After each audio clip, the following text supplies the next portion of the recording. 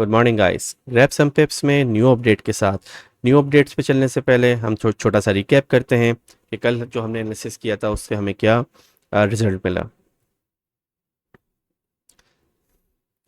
ये M5 का time frame है। यहाँ पे जब कल हमने मार्केट को का एनालिसिस किया था तो प्राइस कुछ इस जगह पे रेंज कर रही थी और हमने जो एरिया फाइंड आउट किया था वो ये एक एरिया था। यहाँ पे आके हमने ये एक H1 से FVG एक क्रिएट की देखी थी और ये एक जो M5 का लो में लिक्विडिटी थी का वेट कर रहे थे।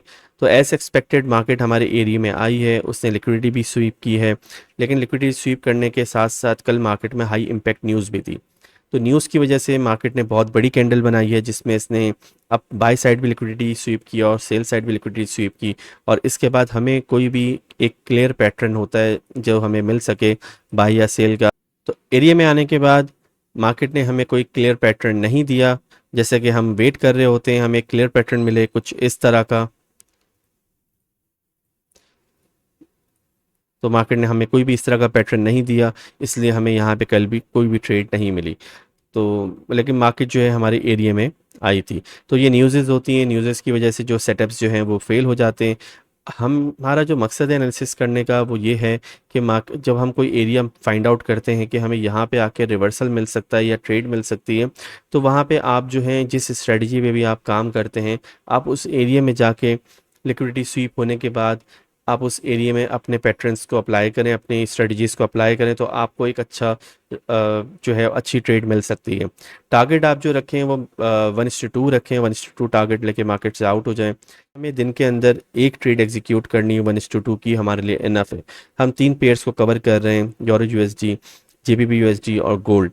अभी इस पेयर में हमें तो कल के दिन कोई भी हमें एक बाय अपॉर्चुनिटी नहीं मिली। It's okay. आज देखते हैं हमें कोई बाय या सेल अपॉर्चुनिटी का कौन सा एरिया हमें मिल सकता है। तो चलते हैं करंट मार्केट में। अब करंट मार्केट में जाने से पहले ये है कि मार्केट ने स्ट्रक्चर भी चेंज किया है, तो हम स्ट्रक्चर को भी मार्क कर लेते हैं। ये हमारा जो लो है ये अब ब्रेकअप स्ट्रक्चर हो जाएगा हमारा।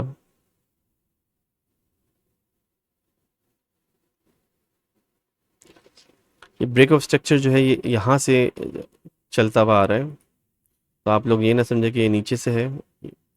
तो उसको हम इसको कहते हैं कंफर्म अभी तक नहीं किया था मार्केट ने अपना स्ट्रक्चर को, तो ये हम शिफ्ट होता चले जाता है इस तरह। तो अभी प्राइस ने फिर एक ये लो बनाया, क्रिएट किया, यहाँ पे इसने ये स्ट्रक्चर को कंफर्म कर दिया, ब्रेक कर दिया है, लेकिन इसने बिक्स क्लोज किए और फिर मार्केट ने दोबारा बिग मारी। तो यहाँ पे जाके इसने दोबारा से कैंडल नीचे क्लोज की है। कैंडल क्लोज करने के बाद हमें यहाँ पे कुछ इंड्यूसमेंट मिलती है।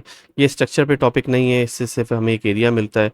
और स्ट्रक्चर अगर थोड़ा जैसे आप लोग का चेंज हो जाए या कुछ डिफरेंट मार्क करूँ, क्योंकि मैं लाइफ मार्क कर रहा हूँ तो मैं हर चीज़ इतने गौर से नहीं देख रहा। तो अगर थोड़ी सी गलती हो जाए तो उसको देख लेगा, क्योंकि मुझे सिर्फ एक बाय या सेल हाई और लो फाइंड आउट करना होता है। उस हाई या लो फाइंड आउट करने के अंदर मुझे ट्रेड जो है उसको प्लान करना होता है। तो उस हिसाब से मैं स्ट्रक्चर को जल्दी जल्दी मार्क कर लेता हूँ, मुझे आइडिया हो जाता है। कभी कभी कुछ एक दो मूव्स इसमें रह जाते हैं जो मुझे व्यूअर्स ने बताया, तो इट्स ओके, क्योंकि स्ट्रक्चर पे ट्रेड नहीं है तो इसलिए मैं इसमें इतना फोकस नहीं करता। तो इससे हमें ये पता चला कि हमें अभी जो रिसेंट लो है हमारा वो ये है। हम अपने लो को मार्क कर लेते हैं।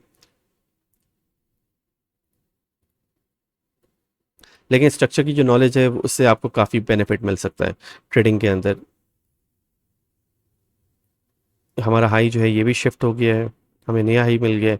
अब हमें बेसिकली एक रेंज मिल गई है। जो हमारा मकसद था वो ये था कि हम रेंज को फाइंड आउट कर लें। इस रेंज के अंदर हमें देखते हैं आज हमें बाय की तरफ अपॉर्चुनिटी मिलेगी या सेल की तरफ अपॉर्चुनिटी मिलेगी।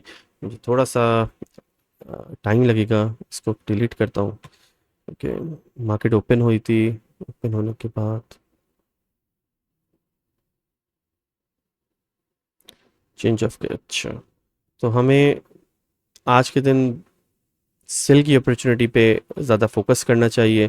और स्ट्रक्चर भी सेल का ही चल रहा है, तो जहाँ तक मुझे अ, लग रहा है हमें इस एरिया में जाके सेल की अगर कोई अपॉर्चुनिटी मिलती है क्लियर पैटर्न, अगेन हम बात कर रहे हैं हर चीज़ क्लियर की, क्लियर पैटर्न मिलेगा तभी हम ट्रेड में एंटर होते हैं, क्योंकि हमारे पास पेयर्स और भी हैं जिस पे भी हमें चीज़ें मिलती हैं। तो जिस जगह भी, जिस पेयर पे भी आपको क्लियर पैटर्न मिले वहाँ पे आप ट्रेड करें।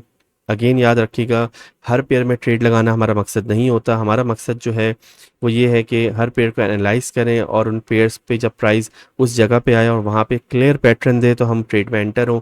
1:2 लें, डेली बेसिस पे मार्केट से आउट हो जाएं। ओवर ट्रेडिंग की कोई ज़रूरत नहीं है।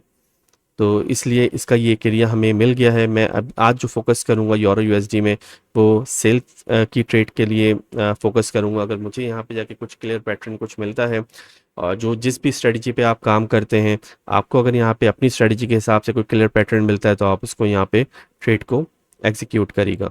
अगेन ये कोई फाइनेंशियल एडवाइस नहीं है, ये एक एजुकेशनल पर्पस के लिए ये सीरीज़ का मैंने आगाज़ किया है, जिसमें मैं सिर्फ एरियाज़ निकालता हूँ। क्योंकि बहुत सारे ट्रेडर्स, जो न्यू ट्रेडर्स हैं, एक्सपीरियंस ट्रेडर्स की मैं बात नहीं कर रहा, जो न्यू ट्रेडर्स हैं उनका प्रॉब्लम ये होता है कि उनको ये नहीं पता होता, उनको स्ट्रेटजी का पता होता है लेकिन उनको एरियाज़ नहीं पता होता। तो स्ट्रेटजी जो है वो हर जगह नहीं चलती, स्ट्रेटजी कुछ एरियाज़ में अच्छा काम करती है। तो मेरा जो मकसद है उस एरिया को आइडेंटिफाई करना है, वहाँ पे आप अपनी स्ट्रेटजी को अप्लाई करें और मार्केट से प्रॉफिट लें और मार्केट से आउट हो जाएं। यूरो यूएसडी में अब तक के लिए इतना ही। मिलते हैं नेक्स्ट वीडियो में। डिस्क्रिप्शन में मैं आपको लिंक दे दूंगा अपने गोल्ड की एनालिसिस का भी और जीबीपी यूएसडी का भी एनालिसिस का, आप वो भी देख सकते हैं।